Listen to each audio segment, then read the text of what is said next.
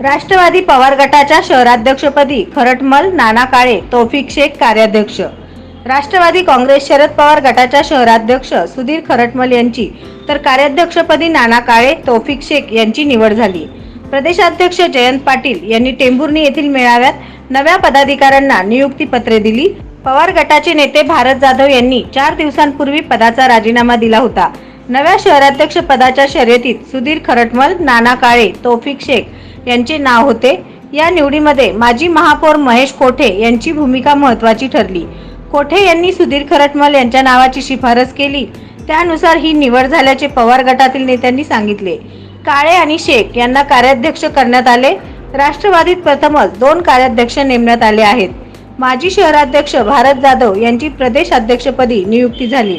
यावेळी पक्षाचे प्रमुख पदाधिकारी उपस्थित होते. नवनवीन बातम्या पाहण्यासाठी SB न्यूज चॅनलला लाईक करा, शेअर करा, सबस्क्राईब करा.